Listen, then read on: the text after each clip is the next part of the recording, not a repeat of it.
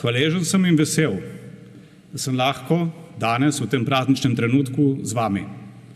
Hvaležen sem za vse načrte, za upanje, tudi za vse izzive in težave. Hvaležen sem za dediščino in spomine. Spomini na leto 1990 so vseh nas, ki smo doživeli ta čas, gotovo živi in močni. Jaz sem imel srečo, da sem bil takrat mlad idealist, ampak ne tako mlad, da ne bi mogel iti na volitve.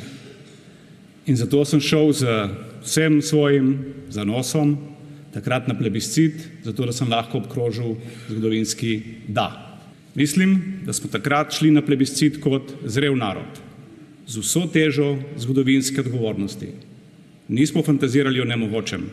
Vedeli smo, da na lastnih nogah je včasih težko stati, ampak vedeli smo tudi to, da zmoremo in da znamo obrniti stvari na bolje.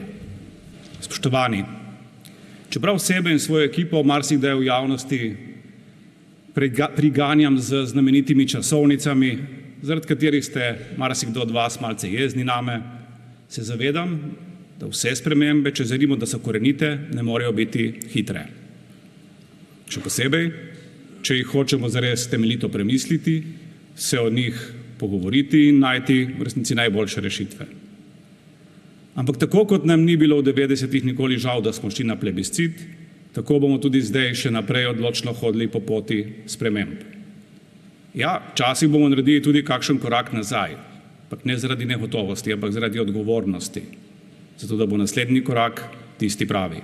Ekonomska nihanja so kot letni časi, pridejo in grejo. In v severni Evropi imajo en zelo lep pregovor, ki pravi, ni slabega vremena, je samo slaba obleka. In jaz vam lahko to iz prve roke potrdim, da tudi če je bila zima in bila soča mrzla, če smo se fajn oblekli, smo lahko veslali tudi po zimi. In jaz verjamem, da bomo ravno tako poskrbeli za obleko našega gospodarstva v prihodnjem letu. Tudi če bo v mednarodnih odnosih in na mednarodnih trgih prišlo do tako napovedovane zime. Naredili bomo vse, da bo naše gospodarstvo dobilo dobro obleko. Podobno kot v energetski krizi bomo oblikovali smiselne, hitre in delujoče ukrepe za gospodarstvo. Še naprej pa bomo pazili tudi na uravnoteženo proračunsko porabo. Kakor se sliši privlačno, ne bomo delili bombončkov.